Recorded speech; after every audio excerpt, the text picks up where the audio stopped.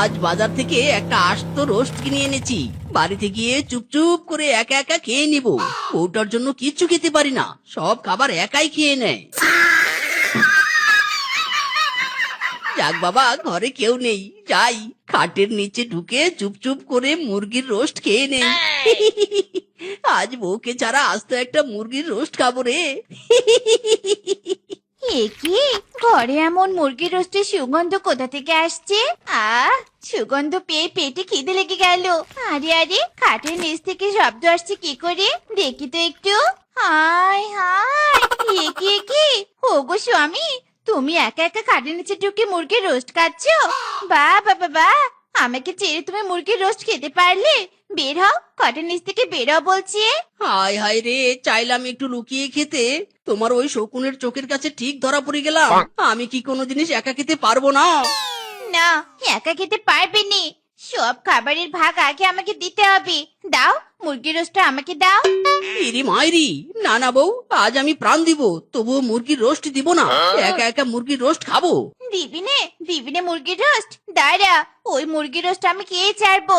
আজ কেলিয়ে মুরগির রোস্ট কেড়ে নিবো। উরি বাবারে, উরি বাবারে, উরি মারে।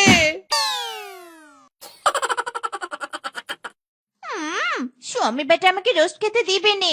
এই তো কেমন কেলিয়ে মুরগির রোস্টটা হাতিয়ে নিলুম, এবার প্রাণ ভরে রোস্টটা খাবো।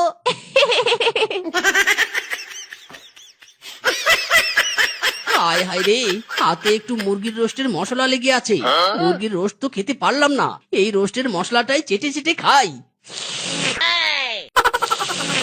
আহ, সেই স্বাদ। হে দয়াল, বউ দিলে, কিন্তু স্বামীর খাবারে ভাগ বসানো বউ কেন দিলে? জ্বালা রে জ্বালা, সব দিকে জ্বালা মাইরি।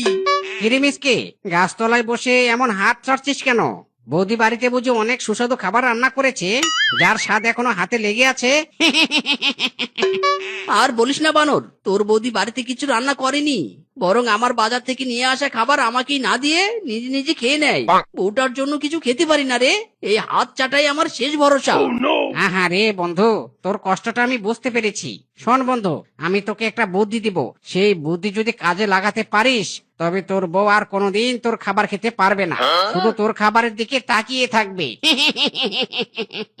ইরি মাইরি, তাই নাকি? বল বল বন্ধু, কি বুদ্ধি দিবি আমাকে, তাড়াতাড়ি বল। বন্ধু, এই সোনালী কালার মাটির বেগুনটা নিয়ে গিয়ে তোর বউকে সোনার বেগুন শেপের চকলেট বলে খেতে দিবি। এই মাটির বেগুন খেতে গিয়ে তোর বউয়ের দাঁত ভেঙে যাবে, না থাকবে দাঁত, না কেড়ে খেতে পারবে তোর খাবার। কিরে বানর, এই বেগুনটা দেখতে তো সোনার বেগুনের মতো দেখা যাচ্ছে, এমন বেগুন কোথায় পেলি তুই? কোথায় আবার, পাশের বনে মেলা হচ্ছে, তাই আমার মেয়ের জন্য কিছু মাটির খেলনা কিনেছি। যাই হোক, যা যা, এখন বেগুনটা নিয়ে গিয়ে আমার বুদ্ধিটা কাজে লাগা, তারপর দেখবি তোর জীবনে সুখ আর সুখ। ঠিক বলেছিস বন্ধু, যাই তবে এবার বাড়িতে যাই।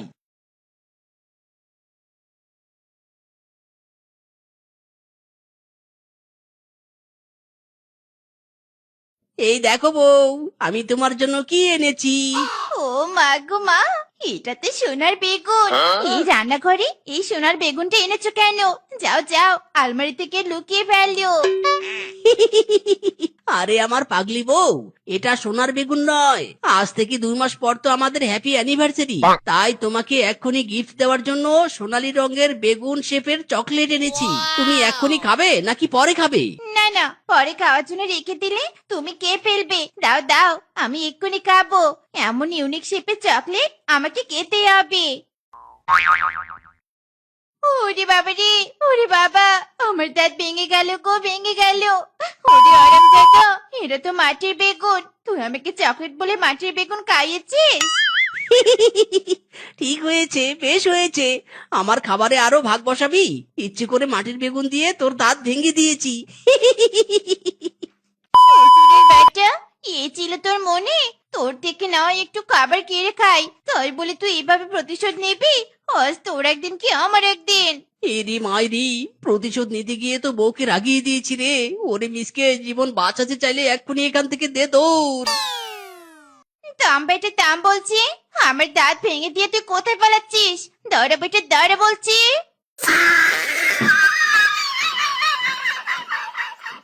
হায় হায়, বউয়ের দাবরানি খেয়ে কোথায় চলে এলাম রে বাবা।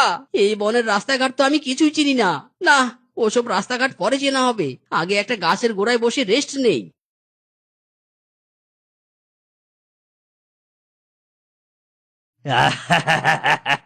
কোথায় পালাবি পেতনি রে পেতনি, কোথায় পালাবি? তোকে তো আমি বোতলে বন্দি করবই করব। তোর গায়ের চামড়া দিয়ে বাতের ব্যথার মলম বানাবো। থাম বলছি, থাম। তান্ত্রিক, ভালো হবে না বলছি, আমার পেছু ছেড়ে দে।